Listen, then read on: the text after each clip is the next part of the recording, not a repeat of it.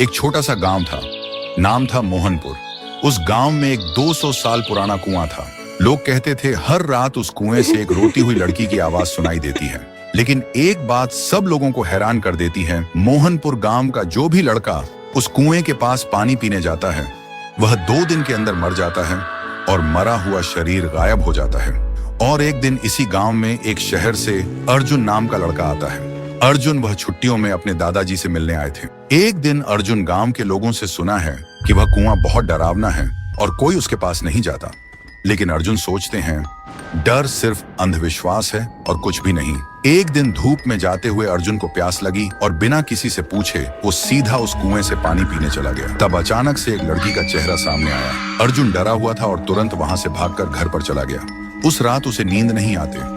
हर समय उसे लगता है कोई उसे देख रहा है और कोई बुला रहा है। अब उसे भी डर लगने लगा था। फिर सुबह अर्जुन ने एक बुजुर्ग से पूछा, चाचा ये कुआं इतना डरावना क्यों है? चाचा ने बोला, यह कुआं बहुत पुराना है। यहाँ से आधी रात में एक लड़की की रोते हुए आवाज निकलती है और वह लड़की हमेशा लड़कों को ही अपना शिकार बनाता है। आज तक इसका राज कोई समझ नहीं पाया। इस बात को सुनकर अर्जुन वहां से निकल पड़े और घर में आकर एक पाखंडी बाबा को कॉल करके बुलाता है ताकि इसका राज क्या है वह जान पाए। और आखिरी दिन पाखंडी बाबा आता है और गांव के सभी लोग इकट्ठा होता है। पाखंडी बाबा उस कुएं को देखकर कांपते हुए कहता है कि यह तो बहुत ही भयानक है।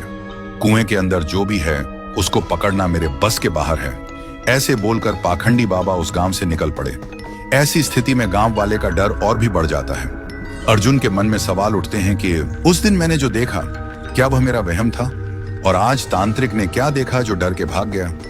आखिरी दिन अर्जुन आधी रात में कुएं के पास एक पेड़ के पीछे छुप जाता है। अर्जुन देखा है कि कुएं के अंदर से एक अजीब सा रोने वाला लड़की का आवाज सुनाई देता है और तभी कुएं के अंदर से एक लड़की बाहर निकलती है। थोड़ी देर बाद एक लड़का गाड़ी लेकर गांव से गुजरता है। वह लड़की उसके सामने आ जाती है और लड़की उस लड़के को मार देता है और लड़के का शरीर गायब हो जाता है। अर्जुन यह सब देखकर हैरान रह जाता है। उसके दिमाग में एक ही सवाल घूमता है कि यह लड़की कौन है जो लड़के को ही अपना शिकार बनाते हैं, लड़कियों को क्यों नहीं? तो दोस्तों, अगर आपको जानना है कि उसे कुएं में वह लड़की कौन था और वह सिर्फ लड़कों को ही क्यों अपना शिकार बनाती है तो कमेंट करो, पार्ट 2 चाहिए।